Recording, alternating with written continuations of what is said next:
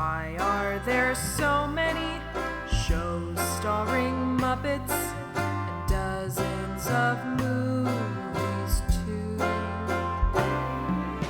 They said they'd watch everyone and they mean it. It's something that they've got to do. So now they've pledged you a lifelong commitment. The Muppets, Matthew and Sam.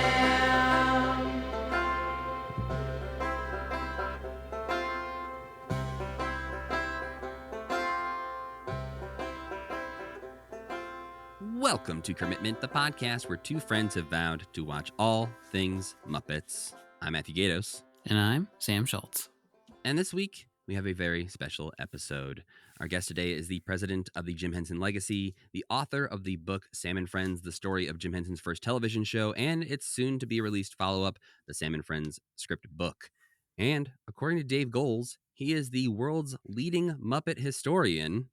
It is friend of the podcast, returning guest, Mr. Craig Shemin. Hello. Welcome back. Thank you. It's great to be here. Last time Craig was on, it was January 2023, back in episode 86 of this podcast. And so almost exactly 100 episodes later, we got him back to talk about another book. Wow, that's crazy. Mm-hmm. Well, I can come back anytime. You know, I'm just sitting here. Every 100 episodes, I think. I've been put in my place. No, you are welcome to come back absolutely anytime. But I'm very excited to have you here this time to talk about something that I think we sort of hinted at a little bit 2 years ago when you were on the podcast. You had mentioned, hoping to be able to release more of the Sam and Friends scripts that got featured in the first book. And here we are a couple years later, and we got a whole book here of Sam and Friends scripts. Yeah, it's, I'm glad we were able to make it happen. And I want to give particular thanks to the Jim Henson Company and the Jim Henson family. Karen Falk, the archivist, she has long championed the work that I've been doing with Sam and Friends and other projects. And she really made this possible by, approaching the family on my behalf. And they were incredibly generous to allow us to do this. And then it was just a matter of, trying to put it all together. So when you mentioned last time you were on that you might want to release this book, I guess at that point, how much of a reality was this idea? Did you think, was the idea fully fleshed out? You knew exactly what it would look like? Or were you like, this is going to be a lot of work. If we get to do this, here's what it could look like. Did you even know how many scripts you had available at that time? There's a bunch of scripts. There are probably maybe twice as many that are in the book. But the problem is that not all of them are good reads. Some of them are very reliant on visuals and on music, and go back and forth with music. And, in certain cases, we didn't know what the visuals were. So yeah, you know that a few times in the book that they say this, we can kind of assume what they're holding up, but really we have no idea what they're referencing in this part. Exactly. So I went through the scripts just, initially just to make sure there's enough content for a book. And, and there certainly was. And then it's just, I had no idea what it was going to look like, other than the fact that I wanted to make sure that there were historical notes, to make sure that the any references to cultural and historical events of the time wouldn't completely go over the reader's head, just so I could tell people, who Ed Sullivan was, and things that people certainly knew in 1950s and 60s, but don't necessarily know today.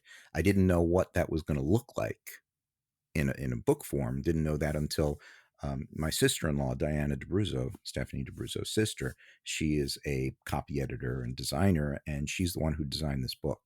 So she sort of took the manuscript and figured out what it would really look like.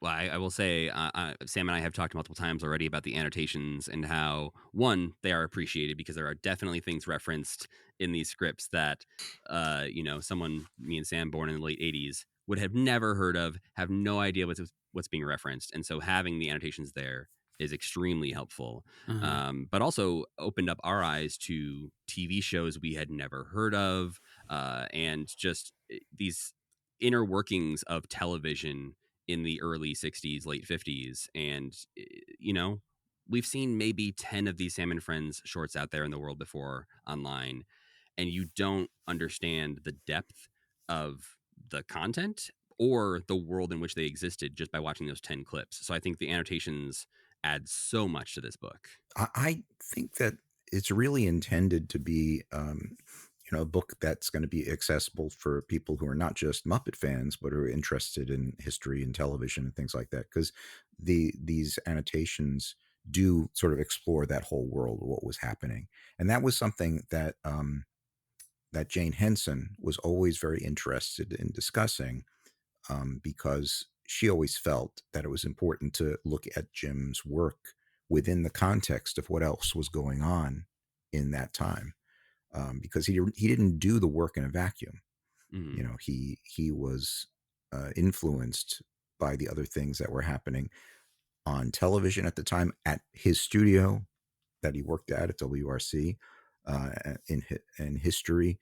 So it was important to make sure that it didn't make sense to just do the scripts. We did the scripts really in the book, in the initial book. There were 5 scripts, and that was one of the reasons I wanted to do the script book. And it's like, oh, it kind of looks like these are fun reads in the script. How can we, in the script, in the original book, and how can we make this a more satisfying experience for readers? It's a great crash course in the history of TV, and made me think a lot about how wild it is to think about TV as being like an experimental medium at the time, like how alien that is, because it's so locked down now. Like, I don't know, it's so like inaccessible to people who want to experiment, I feel like.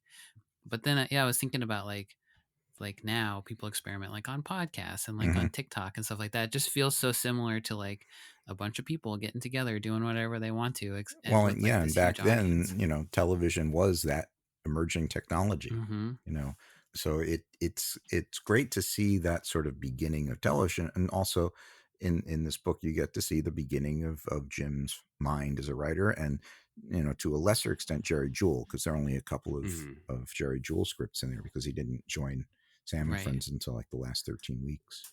Yeah, I think it's so interesting to see how many seeds of future ideas are in these scripts, and how we get a glimpse into just Jim's sense of humor in a way, and see how it was there from the earliest days. And, you make note in one of the annotations of how Harry the Hipster does talk a lot like Dr. Teeth often. And, that voice isn't too far off from the Dr. Teeth voice. So, one of those, don't throw out a good idea, just reiterate, like, yeah, like, this is an idea I like, I'm going to keep using it in new characters. And Sam, you actually texted me while you were reading it, and you were like, you had this grand revelation of something we've talked about multiple times, but I would like you to share it with the podcast listeners. Obviously, Grand revelation. Craig would know this, but you're it was overselling it a little bit. To me, it made a lot of things click. Yeah.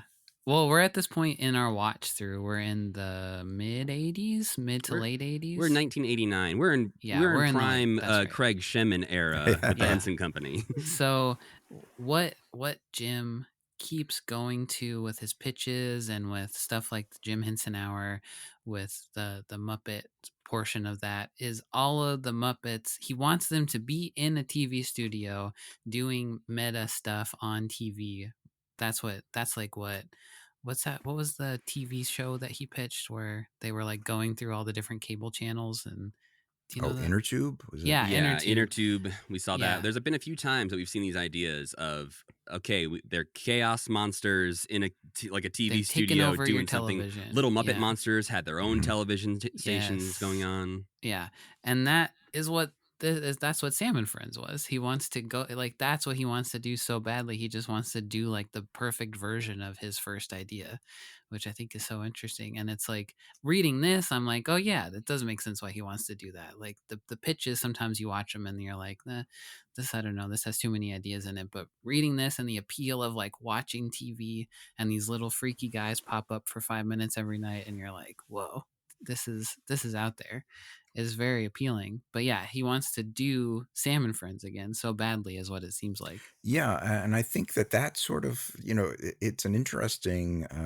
bit of irony is that in a lot of interviews, Jim would talk about his first show and he would talk about how it wasn't that great. We had bad puppets and, it was 5 minutes and, but you look at what he did later on, and a lot of these Sesame Street sketches and Muppet Show sketches were straight out of could have been seen on Sam and Friends. The Pun Smoke sketch from Sam and Friends is really like Veterinarian's Hospital. Yeah. Or Pigs in Space. They're more Vets Hospital because it's all puns and bad jokes. So you see that he was sort of reinventing Sam and Friends with higher production values and better, better made puppets. But it was, as far as he kept going far, but never really went away from it. And I find that to be fun. Yeah, it's interesting. And you mentioned how Jane was someone who pushed to talk more about these days and sort of the context in which things were created. Because, yeah, we don't see, at least in what we've been able to watch in documentaries and talk show interviews, Jim Henson is often a man who's looking forward. He's trying out the next thing. He wants to move forward in some ways. And even if he is, hung up a little bit on the idea of a TV studio being part of the plot, he's not often looking back or talking about the past very often. And we did see clips. I don't remember what documentary it was, but he has done clips where he talks about, oh yeah, those old bad things we used to do. And we were kind of shocked to hear him say that, like, those old days, that he didn't necessarily look back on them super fondly. Well, I think that it was just, I don't think he felt that it was representative of the work that he was doing at that moment. Like, I can do better. Please don't judge me by my first draft, kind of thing. Exactly. It's more, I think that as time went on, I think he realized the importance of it, just the fact that nothing got thrown out, Right. He kept all of this material. I think that it was just a matter of, listen, I'm doing stuff that's much better now. Don't judge me by my past. Yeah. Was it him who was putting all, like, who was stashing away all these scripts? I don't know if it was personally him, but the Sam and Friends scripts were in boxes that I initially found in the Henson storage warehouse, in the early 90s. And I think it was just, they go in files, they go in boxes in the production department, and then they get put into storage. I think that it would have been very easy for him to just throw things out. Right. He had to be the first one to keep the things. And, and he did that, he kept all the fan mail, when they did the Henson exhibit at MoMI, they were able to go into these boxes and find fan mail from the Muppet Show era. And, Cool. They found a letter from Seth MacFarlane, writing to Jim when he was like 11 or 12. So, and he certainly, and some of it was Jane. Jane certainly saved a lot. She saved all of these transcription discs in her garage. So it was, I think that he felt that it was important to save the history, but he didn't want to be the one to go back and look at it. So we talked a bit about the scripts, how, a lot of them are kind of odd out of context. Either there's visuals that don't work when you're reading them in a book, or they're based on just a lip sync to a song, which doesn't necessarily work in a book either. So I'm curious sort of what the journey is from you finding some storage boxes in the early 90s to deciding these are the scripts that end up in this book. Like, how long were you sitting on this idea of sharing these with the world? Did you feel like it was sort of, I don't know, your responsibility of, like, I am the person who can do this, so I should do this? Or was there a moment where somebody put the spark in your head of, like, we should really No do one something really with put the those? spark in my head. I mean, I think that the idea of doing something with these scripts, I think, predated the Sam and Friends book, or it happened around the same time as I was working on the Sam and Friends book. And originally, my thought was, because Henson had done the Tale of Sand adaptation, which they published as both just the script, and they also published it as a graphic novel. Right. at first I went to Karen and I said to her, wouldn't it be interesting to take these short scripts from Sam and Friends, and there's stuff in there from the Today Show and variety show appearances, and to perhaps do what they did on Tale of Sand, which is to take the script, give it to, if we pick 50 or 60 scripts, give each one to a different artist and have them visually interpret it. And we talked about it, and then it's like, that would be incredibly expensive. That would be a project that would really take a lot of time and money. And we don't know if there would be an audience that could make it worthwhile in terms of getting a return on the investment. And where even that investment would come from, if there would be a publisher who'd be interested in doing that. So I sort of put that aside. And then the Sam and Friends book came around, and I did that. And what made that possible was not just the scripts, but that we had the audio recordings too, because there are a lot more audio recordings of episodes than there are scripts that survive.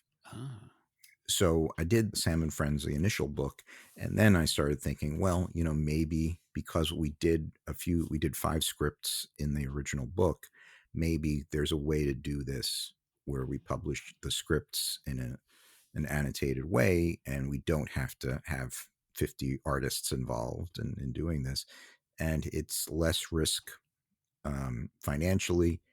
And if I go with the publisher that did Sam and Friends, they would really be into it, because Bear Manor does a lot of script books. They've done, a couple of, the Abbott and Costello movies and the scripts for different radio shows and other films. And as soon as I suggested it to Ben Omart, the publisher, he's like, yeah, right away. Yep, let's do it. So no one really suggested it. And I did feel like, because I had done the research on the original book, I kind of felt if anybody was going to do it, it would have to be me. I really want to go through and draw all these now. I never thought about that. That's well, a great idea. It's an interesting thing, because, the more I thought about it, and then the more I realized, well, if I do that, then it's really you're not getting the true nature of Jim's work. You're getting someone's distilled impression of it, which is good, but it's like you don't know if they're taking it in a different direction totally in terms of the visuals. And I just I thought that it would be better for the reader to be able to make that image in their mind. Yeah. Well, I think there's some of these that I, work so well on the page, reading them, especially if you've seen enough Sam and Friends to have the voices in your heads of the characters. I think some of the visuals would feel maybe unnecessary to not have the actual puppets. A lot of these Sam and Friends are pretty simple, 2 characters in front of a backdrop or behind a wall doing something, having a funny conversation, right, but not necessarily doing anything visually stimulating. Right. And the other element is, if we were to do it with artists, then it brings in approvals. Right. Not just on the Henson side, but on Disney, because Disney owns Kermit. So anything that's going to put Kermit into it. And then we didn't want to get into a situation where we're going to replace Kermit with another character, because then you're taking another step from, what's in the script. So it just seemed like this was a better solution all around. Is there a path to getting those audio recordings available to listen to, or? There's always a path. It's just a matter of if people want to take the time and effort and money to make it happen. If there's a project that will allow it. I have pitched the idea of doing some sort of recorded audio collection that would tentatively be called Jim Henson's Record Collection. And it would combine elements from these Sam and Friends recordings with actual music tracks that were on Sam and Friends. Oh, yeah. And sort of give people, an experience that sort of, it basically putting you inside of Jim's record collection, because, it went through and, he had all of these, there's a lot of 45s that were from Sam and Friends that still survive in the Henson archives. There are a lot of these acetate recordings with all of these Sam and Friends bits, and then the audio recordings from the 1/4-inch tape reels that were found. So it's a little more complicated because you're getting into the performances, and there are rights that go with the records, and it's not an insurmountable situation. And if Henson wanted, this would be, the Sam and Friends script book and the original script book and the original Sam and Friends book, those were my projects. I own the copyrights on them, and Henson and Disney were very generous in giving me a great deal of material to use. But on something like this, it would really have to be a Henson production, because we're talking about media, and there are performances from Jim and Jerry, and it's just a question. It's a complicated thing. It's possible. Right. Do you think there's any other video, like visuals, that will just pop up and appear someday? Like, so many of these things exist in kind of poor quality on the internet. They'll just be on a random YouTube channel somehow. Do you think we'll ever, get either official higher quality releases of those, or do you think someday, 5 years from now, a random Sam and Friends that none of us have seen will just show up somewhere on the internet? On the internet, I don't know. A random Sam and Friends could show up at any time. We found one just before the book came out. And it's like I said, Jim saved everything. He didn't necessarily label it all properly. So there, we were looking for something in the Henson database, and it came up under a different name. I cross-referenced that name with a list of Sam and Friends episodes and newspaper clippings, and saying, oh, that bit was a Sam and Friends episode, so let's pull that. So things could happen.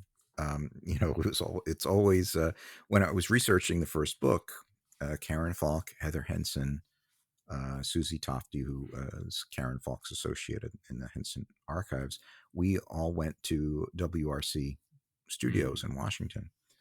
And at the time, they've just done a major renovation, but at the time, they had not done a major gut renovation since Jim's era. They put in new equipment and stuff. So we went and, did a tour of the studios where Jane and Jim worked. And we always went, they would open up some closets to show us some old things that they had on the wall. And I so wanted there to be stacks of kinescopes in there. But, there wasn't. But I'm always hoping that somewhere something will turn up. Well, but it's just an era too where they obviously did not foresee the future of wanting to keep everything. Yeah, and so much of it comes down to money. Making those kinescopes cost money. Some things are just lost to time because they taped over them. Yeah. Because they never thought someone would want to watch it again in the future. Yeah, and Jim saved as much as was feasible at the time. But every once in a while, we'll find something. Ryan Dillon, who performs Elmo on Sesame Street, he reached out to me because he found something on eBay. We just we had a screening at the Museum of the Moving Image with some of these shows from the Henson Vault, and we showed some of the stuff that he found. We are continually finding things. The master tapes of a show called Our Place that Rolf hosted. Yes, we are very interested in seeing Our Place. Yeah, those were found. The Jim Henson Legacy now has a set of the Our Place shows in our archives. To be fair, we have seen one episode of Our Place, and we were not necessarily. It wasn't our favorite thing, but the fact that there's more of them out there to watch is always exciting. It's not the best show in the world, but I will tell you this. It's the most 60s thing we ever watched, I think. It feels the most of its time. If you think it's 60s in what you've seen, which is probably either the Dick Shawn or Carol Burnett episode that's in black and white. Yeah. These shows exist in full color. Ooh, so very vibrant, very in your face. Full color videotape, and they look beautiful. They survived very beautifully, but it's not the best show in the world, but it's really significant. And for many years, they were thought to be lost. So you never know when something's going to turn up. Is there any hope for Out to Lunch seeing the light of day? Well, that exists, but that's totally up to Sesame Workshop. Right. And I think that they feel, because, there are guest stars in it. There's Elliot Gould, there's Barbara Eden. I think the problem that exists is not just, the status of these shows, but also the market for the material. Right. There used to be an enormous market for this classic material on physical media. There were many companies who would gladly release all of these. You look at the Sesame material, and you had 3 volumes of the old school DVDs, and there's not so much of a market for these, this physical material anymore, as much as I would want there to be. I'm a strong proponent of physical home media, and I have, a vast collection, but in most cases, the market for it would not necessarily, make any money for the owners. Yeah, which I can, we've already seen decisions being made with streaming of removing full episodes of Sesame Street from streaming. So I have to imagine if that's happening, Out to Lunch is pretty low on the priority list of things to include in streaming. But it is sometimes such a, I think Muppet fans yell at Disney very often about these kinds of things, where it's like, why can't you just put the Frog Prince on Disney Plus? Or why can't you just put this thing on Disney Plus? Why can't we just have it? You have it. Why can't we have it? Well, and I think the prime example, there's really no reason why Muppet Family Christmas shouldn't be available on Disney Plus. And that would be a really good candidate for a good physical media release. Well, and everyone, that's so many people's favorite Muppet thing. Yeah, and it has never been released in its full version since the original broadcast. Yeah. So I think that it's just, it's a matter of, a lot of these are just, there are legal issues and music issues to be resolved, and none of it's insurmountable. It's just a matter of a decision being made at somewhere along the line to allocate manpower and money to solving these problems. Like you talked about with the book, the investment it needs to be there up front. And so you have to convince somebody that it will be worth it in the end to invest the hours, the time, the money to make it happen. Right. And in the case of the book, I'm the one doing the investment. It's my time. Yeah. And in, I've invested money in doing this because of there are certain permissions that I still need to get, even though it's just a book. I have to get a license to use the lyrics of Huckleberry Hound for President. I have to, and there are many kindnesses extended, because everyone knows this is a labor of love. But for example, there are lyrics to a song that Walt Kelly wrote for a Pogo album, and Mark Evanier, who is a wonderful writer. He has a great website, newsfromme.com. And Mark Evanier, through a series of adventures, found himself as half owner of the Pogo property. So he and Walt Kelly's son, Pete, have been very kind to allow me to use those lyrics gratis in the original book and in this book. Yeah, I had forgotten that Jim liked Pogo so much, and as I was reading, especially the political chapter, I was like, "This is giving some big time Pogo vibes." Yeah. And then I looked it up, and I was like, "Oh yeah, he loved Pogo." And that Kermit was really, Jim would always describe Kermit as the Pogo of the group, because he's sort of like this mild mannered guy in the middle of a bunch of crazy characters. It also made me really sad. Like, it made me think, I wonder if Kermit ever misses Harry the Hipster, because those two were like so tight. They were co-hosting everything together. Yeah, and you get a moment in you've probably gone past 1986, so you've seen the Muppets celebration. We had Ryan Dillon on that episode to talk about it. Yeah. Yeah, and so you got to see those characters today. I'll give you a little bit of a secret. Um, Oh. when you look at the cover of the Sam and Friends script book, the images of Sam and Harry were actually photographed in like 1986, 87, or thereabouts. Ah. Oh, Um, they were done, I think, in association with the Art of the Muppets exhibition or thereabouts, but around the same time as they were doing the TV show, they sort of refurbished those characters, and those are really the best pictures that really have been ever taken. Those photos were taken by John Barrett, who's been taking pictures of Muppet characters for years. And I told him that I'm using the and John's taken so many pictures of the Muppets over the years. Like, oh, I don't remember doing that shoot, and because it's like a day, he took pictures Right. of these characters in one day. So I decided, and I didn't even, I didn't ask anybody. I just decided the one rule that's been imposed by Henson on creating the images and the cover art, um, and any of the promotional items I do, is that I can't have new art of the Sam and Friends characters created.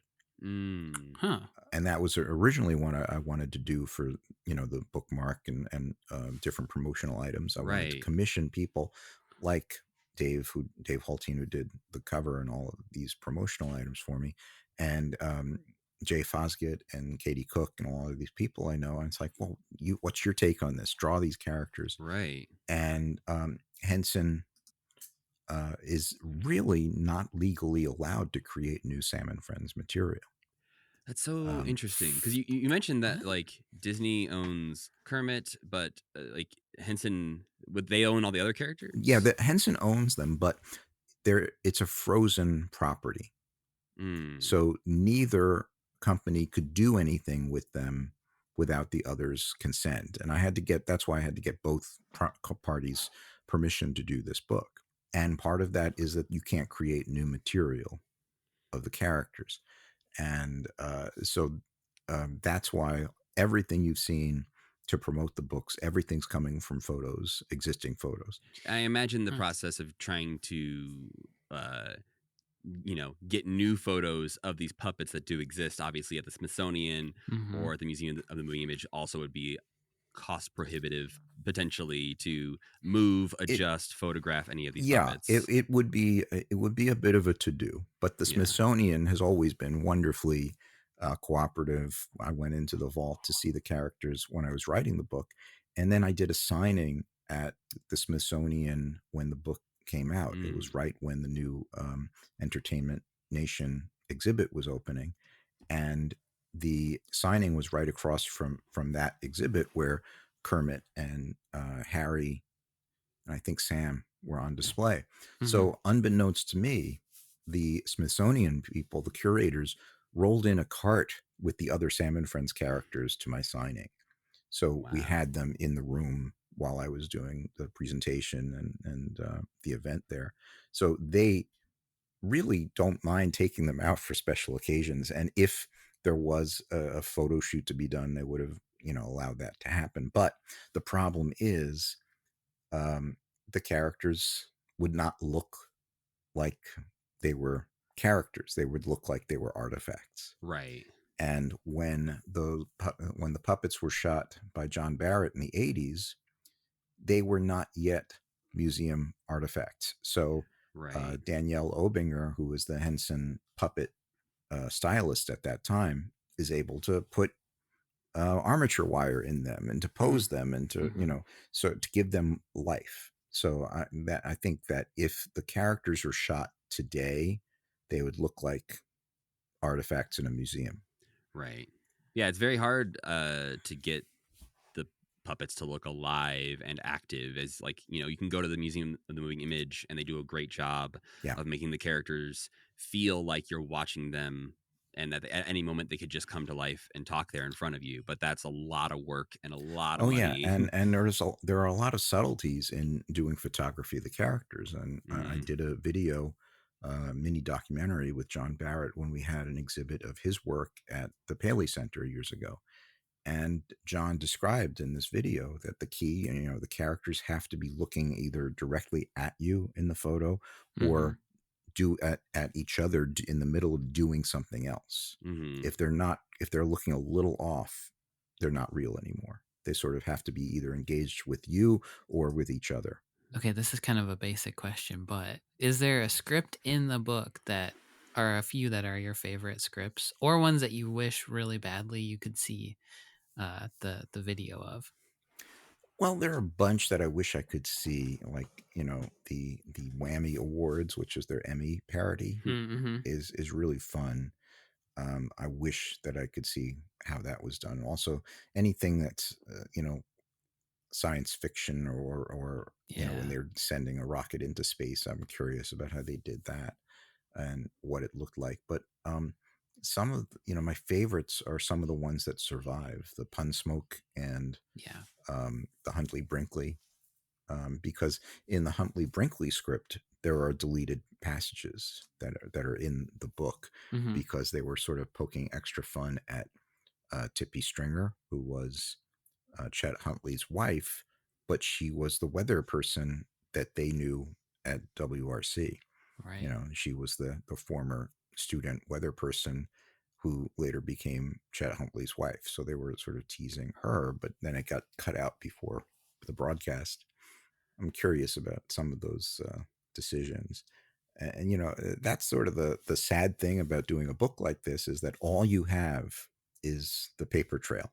Sadly, Jerry, Jim, Jane are no longer with us.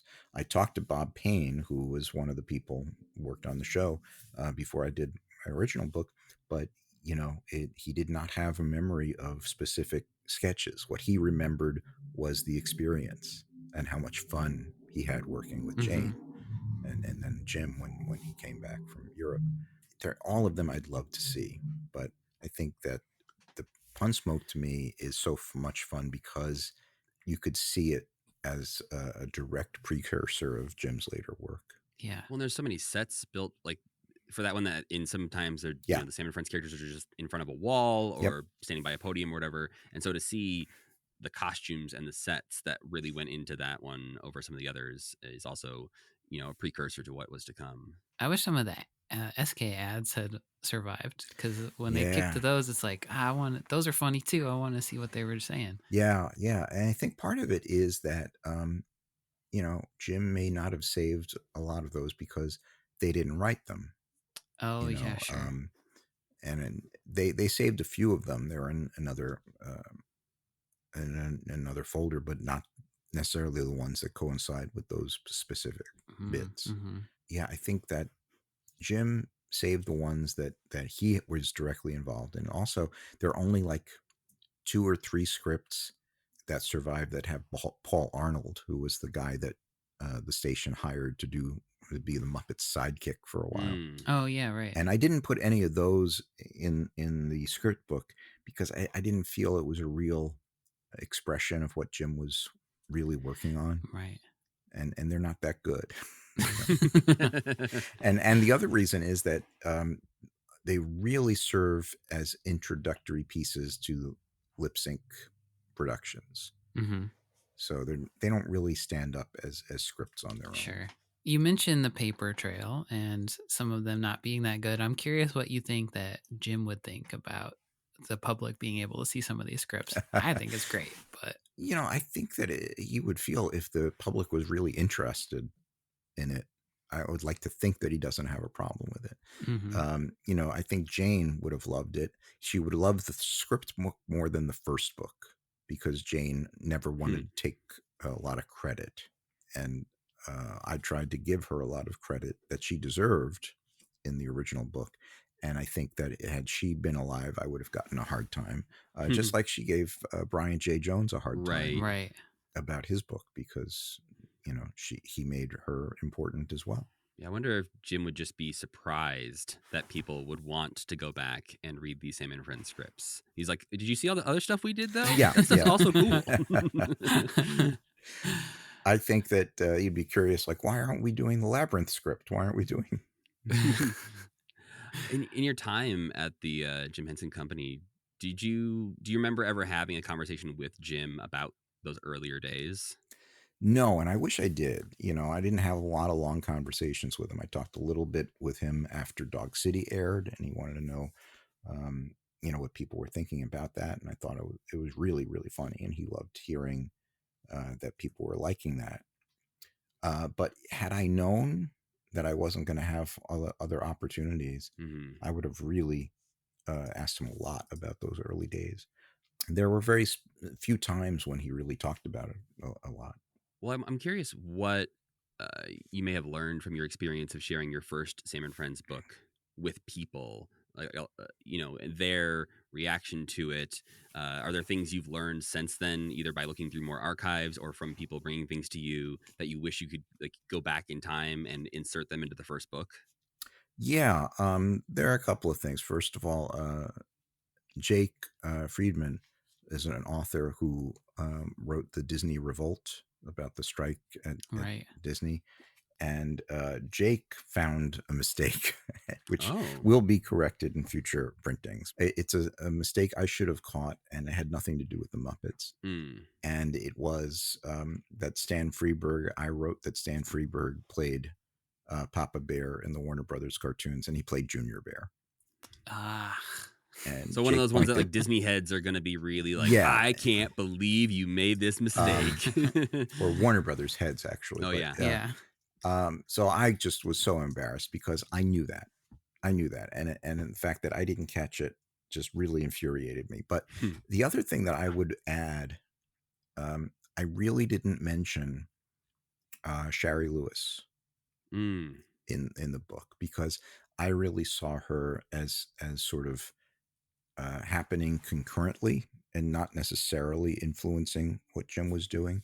Right. And then after that, I saw some interviews with Jim where he did talk about seeing Shari's work early on and being inspired, because I think she was one of the few people, and she was, coming into it from ventriloquism, but she was one of the few puppeteers working in television at that time who had that soft character face, that very expressive lamb chop, being essentially a sock puppet, Yeah. was able to get a lot of very minute movements. And I think that may have influenced Jim. Jim did talk about it later on, but I really didn't mention it in the book.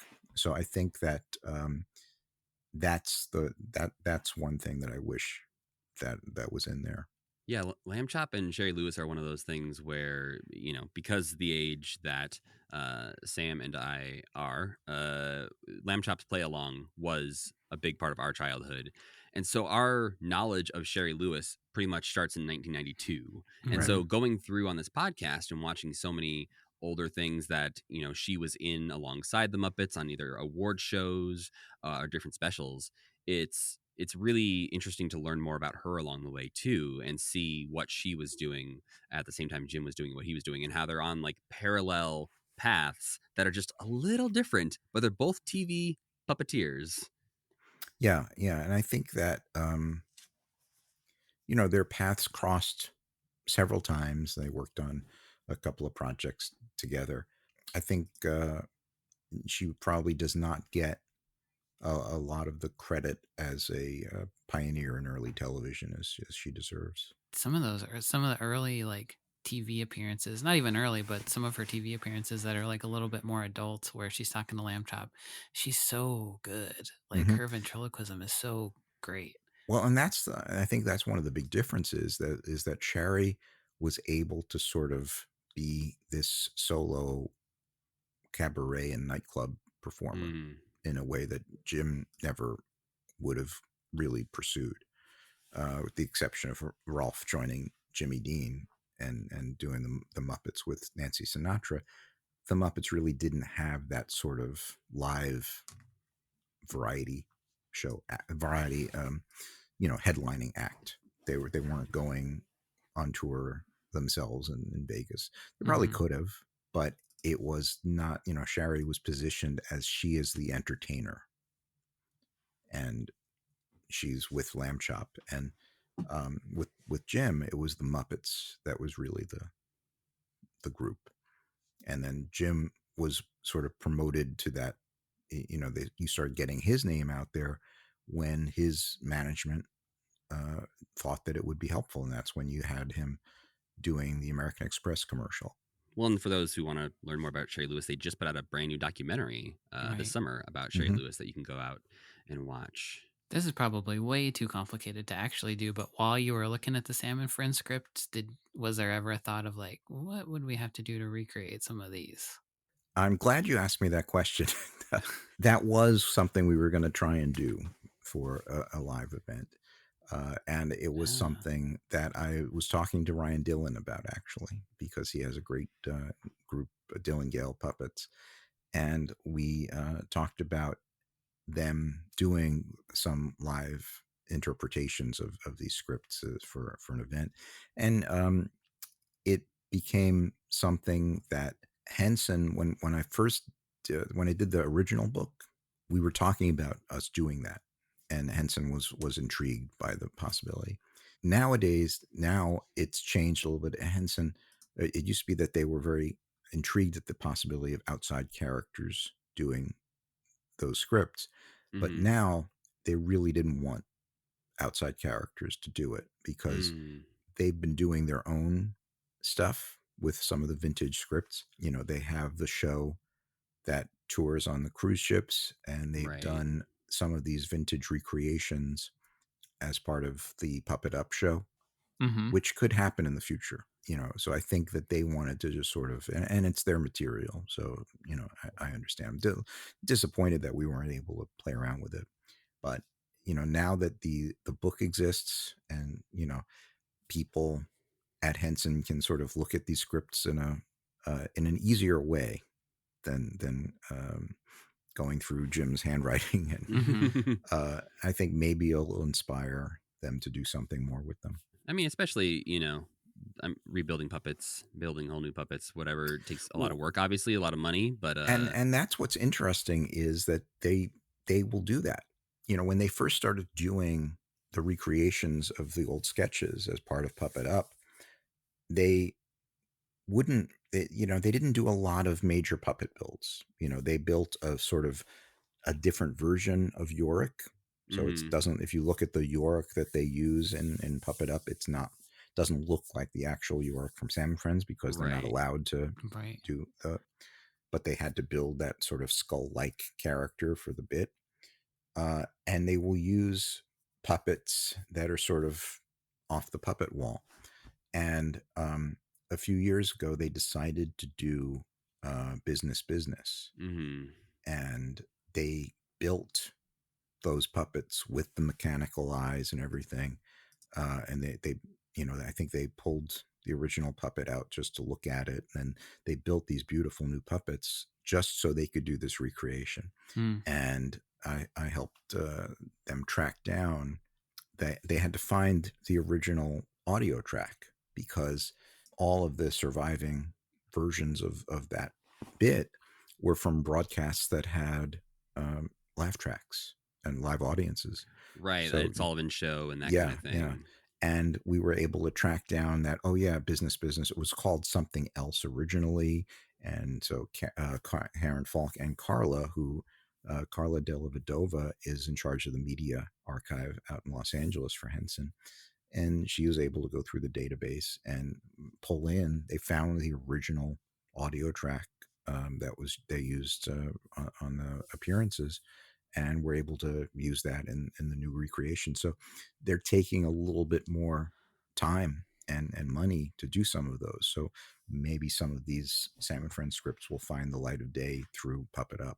And well, for anyone curious, there was a very good video about a year ago that came out on Adam Savage's Tested YouTube channel, behind the scenes of building the business puppets. And they show the mechs that make it all work and all the different features of those puppets. So you get a really good glimpse into those puppet recreations. I actually had a question about puppet recreations. I was curious if you or the Jim Henson Legacy had a hand in helping the movie Saturday Night, because in that movie they have some original Gorch puppet recreations. The Henson Creature Shop built those. Oh, okay. Yeah. I believe Lisa Henson is friends with one of the producers, and they approached Henson, and so the Henson company built the two puppets. They'd only built two puppets, and Raleigh Cruson, I believe, was the primary puppet builder on them, and she was involved in building the originals. Mm, And so the original puppets are on display at Museum of the Moving Image. So, and the Henson shop is only about 3 blocks away from there. So Raleigh would go over to the museum mm, and take the photographs and sketches and stuff to get the reference she needed, because there really aren't surviving patterns for those particular right. puppets. Right. And I don't think they ever made patterns for those puppets. So yeah, so though they built the puppets, I don't know if they were consulted about the people, about how Jim was portrayed or how That Frank was was, portrayed. yeah. I was curious if you saw the film I and did. what you thought of the portrayal of Jim in that film. I was not fond of it. They sort of made him out to be this wimpy, hippie, Yeah, and he certainly was not that. And what you have to realize is that at the time that Saturday Night Live was happening, the discussions were beginning about the Muppet Show. Mhm. There was a lot going on, and they really didn't do Jim justice. And I think that it was not a movie about Jim, but at the same time, the whole movie was this really weird fiction, because they yeah. the real story is very fascinating. They felt they had to manufacture something even more outlandish. That's what felt so weird to me. I was like, it. I've read about this story. It feels like it's a very dramatic, real, like interesting story on its own. Yeah. So the idea of adding in Milton Berle when Milton Berle wasn't there, and changing up some characters, and I imagine there's other Yeah, reference and points for Alan other people. Zweibel was not hired the night of the show while he was Right. sitting at a Yeah. bar writing jokes. Yeah. Um, Yeah. I don't know. It was very odd, and obviously, I think Muppet fans had the biggest issue with the portrayal of Jim in there, because we've all seen many interviews where he is not the wimpy guy getting yeah, bullied easily, and he also he, they made it seem like this was the only shot he had at success, and wow, I can't believe like your stupid puppet show didn't work out. And it's like and this guy was so prepared to like go do to me, bigger and better it things. was kind of a waste, because it was a beautifully produced movie. Mhm. Yeah, They built this whole replica of Studio 8H, and a very detailed set, and there's nothing really wrong with the casting of Yeah. There's some this great group casting of in it. ensemble performers. But I just felt it was a real disappointment that of what they could have done. They could have really done a true story, and they yeah, sort of made this, fantasy. There's also something really interesting about the Land of Gorge stuff that gets lost when it gets boiled down to like it was a flop, everybody hated it. Where there is like that arc in Saturday Night Live in that season where the characters are realizing that they're not being received well, and they're Hmm. kind of like desperate and like start showing up in the background, and some of the people on the show clearly do have a fondness for some of those characters too. And Yeah, there was like salmon moments in this script book too, especially when they're talking about the rest of the TV station, where it's like, oh, maybe if they were like crawling around in the background and didn't try to do this like fantasy world thing, like that works really well, just to have these little guys yeah. And popping you up. look at the moments like "I Got You, Babe" with Lily Yeah, Tomlin. totally. mm, That there are moments where the characters really were working. But yeah, I think that the reason, you know, I think it came down to the script material, that the writers, who were also the performers of Saturday Night Live, Hmm. didn't want to really write for the Muppets, right. because the Muppets slot took away time from what Yeah, everybody else was jockeying to get on the air, and the Muppets had this slot. right. So they didn't really want to put time and effort into creating material. And I think that had Jim and Jerry Jewell really had control over that. And I think they had input on a few of the sketches, but I think that it just, you'd really need people who know the characters to be writing the characters and who know Jim. Speaking of knowing Jim, I would be remiss to not touch on the fact that right now in our commitment timeline journey, we are in 1989. Last time you were here, we were in the early 80s, I think. And so we weren't yet really discussing the time that you were there at the company. But now we are solidly in the Shemin era. Yes. And so I'm curious what stands out to you about that time period. We're getting ready to watch the Jim Henson Hour, the Ghost of Fafner Hall. We are really deep into Muppet Babies at this point. So I guess what stands out to you most from that period of time?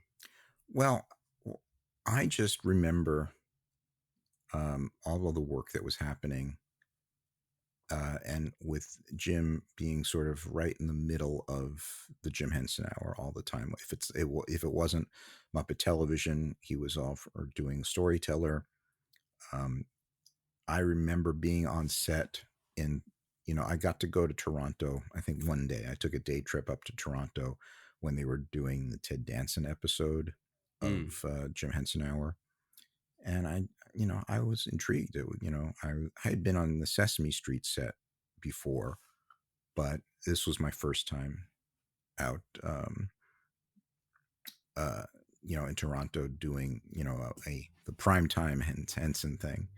And it was a very quick day.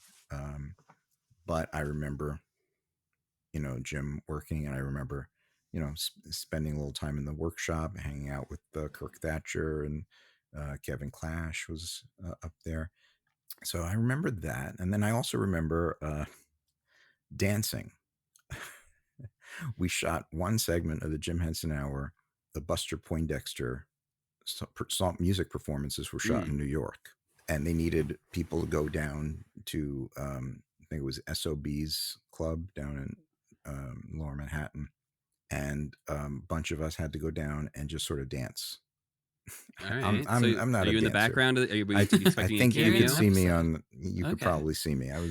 So I remember doing that, but it was just there was so much happening.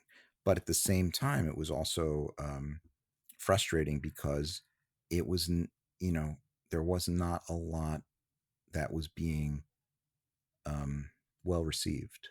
The Jim Henson Hour went on the air, and it was struggling from the beginning with ratings, and they kept moving it around, which didn't help.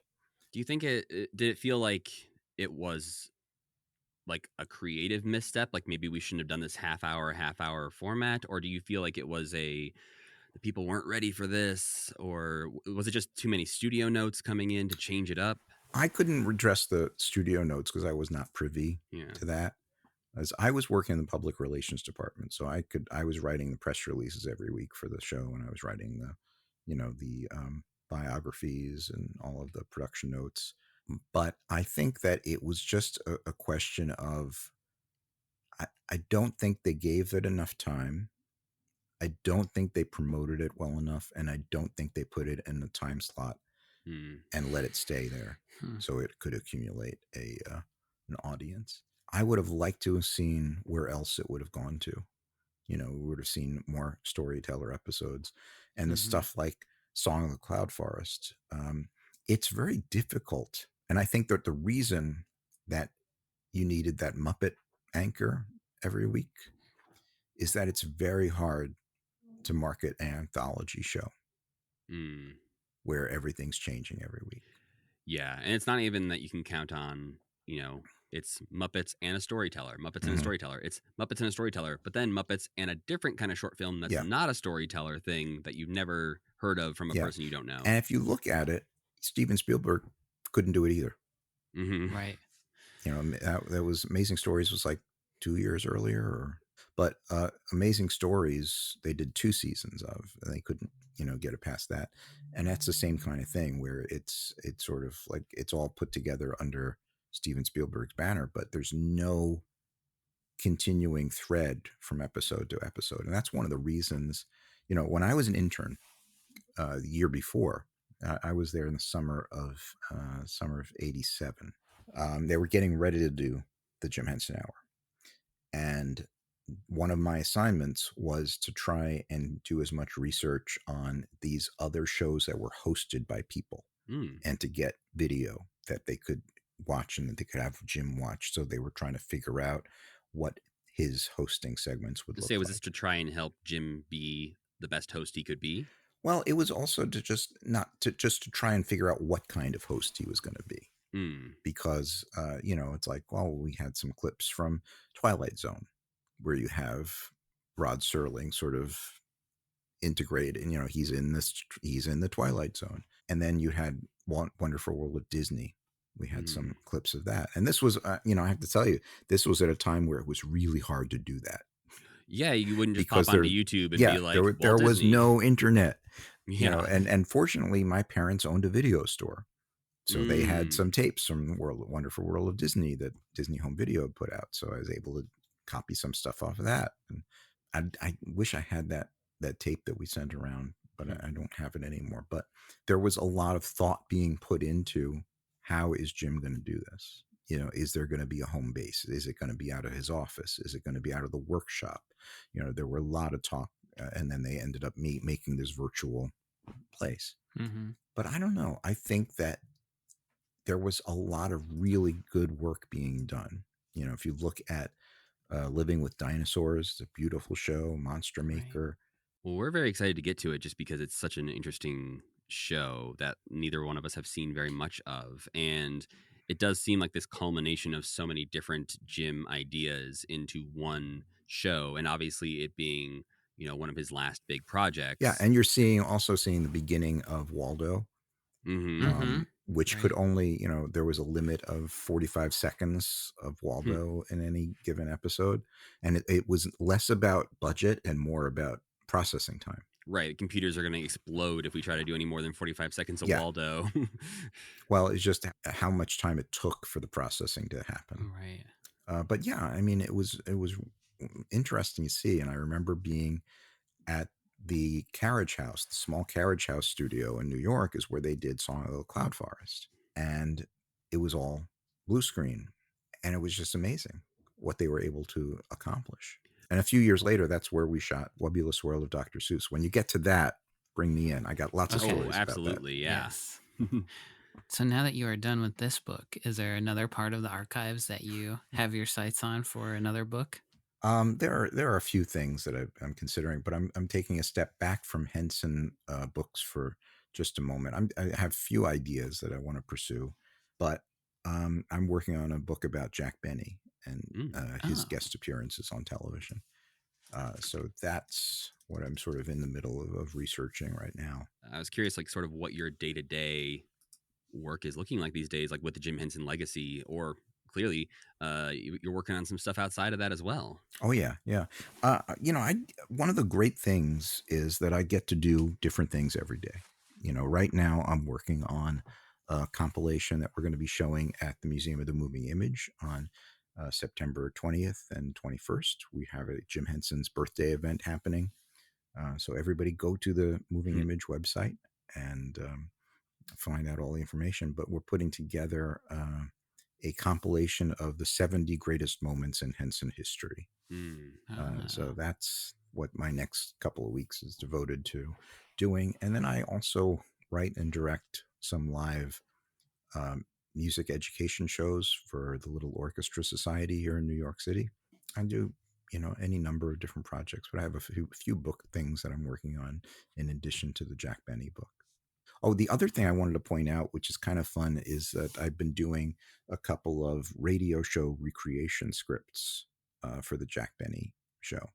And you can, and the most recent one features my wife, Stephanie DeBruzzo, but also Eric Jacobson, who plays Fozzie and Miss Piggy and Grover. Derek Jacobson plays George Burns and does a great George Burns. And Stephanie plays Gracie Allen. So it was fun to do a script and have those guys do it. And where are those going to? They are on YouTube now. Oh, okay. Yep. There's an organization called No Soap Radio, and No Soap is a terrific group of performers, and I got hooked up with them, and we did that was the second one. We did one a couple of years ago for the Jack Benny International Fan Club Convention. It was a virtual convention, so we did a virtual radio recreation. And that first one was Jack gets invited to visit Apollo 11 launch. And the second one is Jack gets upset that he doesn't get to be on This Is Your Life. So he dreams that he's on This Is Your Life, and it goes really badly. One thing that is going on right now is the Henson Company is working with Monster cereals to make cereal boxes. Did you have any part in that at all? No part. No. Okay. I found it fascinating, and it's it's something that the characters look great as puppets. Yeah, totally. And I think part of it is that Henson was trying to do as many fun things as possible in Disney to celebrate the 70th anniversary. So I think that they were doing this in a way that it sort of happened to be. And I don't know if they did it because of the 70th anniversary or just at sort of the benefit of that 70th anniversary promotion. Yeah, we've talked. Right. We hope they kind of keep them around longer than just this one season, because they're such good puppets. The characters in the commercials they've and there are more characters to do too. Yeah, you can introduce the other three. You gotta get Fruitbird and Yummy Mummy and Carmela Creeper, of course.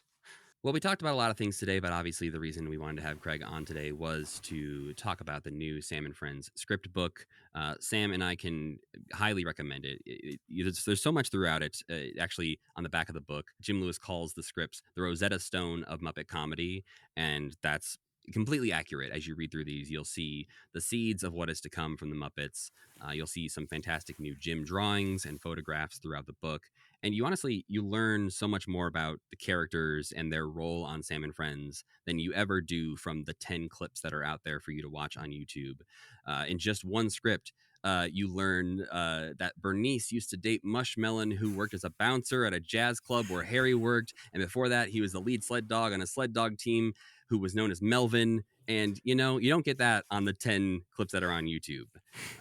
So if you want to learn a lot more about Mushmelon and Icky Gunk and all the rest of the Sam and Friends, you got to get the book. It has a great intro by Dave Goelz. You get to see the times that Kermit was almost called a frog early on.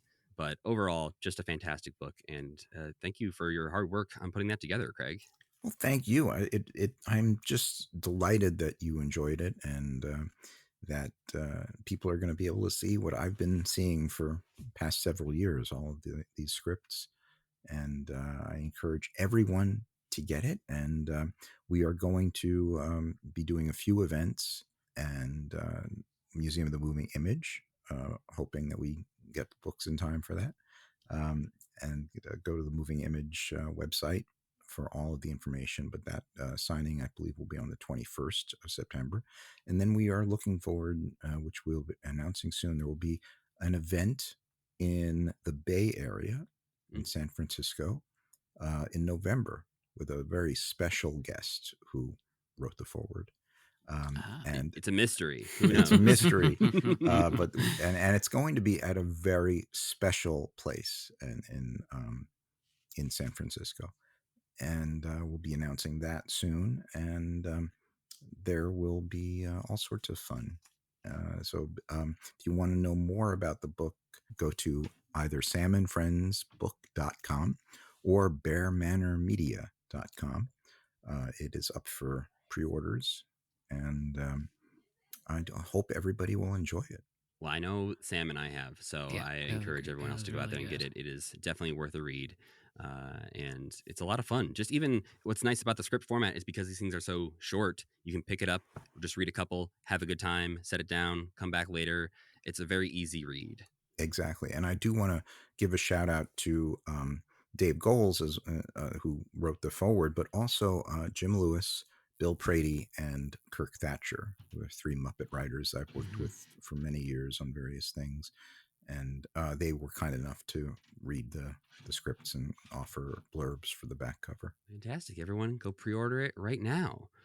And if you're in the New York area, or you plan to be for the event at the museum, And the events at the museum, there's going to be so much happening. There's going to be a screening. I think on Sunday we're having a cosplay competition. There is a walking tour in Manhattan on Saturday. Which I did last year. Ton of fun. I can't go this year, unfortunately, but went last year or 2 years ago, and it was so much fun. And the swap meet is happening again, the swamp meet. And this time it'll be all day Sunday. Well, we want to thank Craig for joining us again on the podcast. We will definitely have you back, not just for Wobulous World, but anytime we want to dig back into these archival materials here. And when you get to the Muppet CD-ROM too. Oh yes, which we have now played. We played it on a Patreon stream. We had a lot of fun, but we definitely need to have a deeper conversation about that. Yeah. Cool. Well, so next time on the podcast, you'll hear another interview. Actually, the next episode coming out will be a conversation with Jeff Yorks, where we talk all about Muppets, mayhem, and more. So come back next time for that. But for now, we need to thank our friend Tuna for making the music for this podcast and Cassie Wilson for singing our theme song. Don't forget to go to commitment.com or camelmatch.com for all your commitment needs. And while you're listening to the podcast, you can rate and review it on your platform of choice. If you'd like to get in touch with us, you can email us at mail@commitment.com or follow us on social media at commitmentpod or at commitment.com. And you can always follow me at Matthew Gatos. And I'm Sam Schultz. And as always, keep believing. Keep pretending.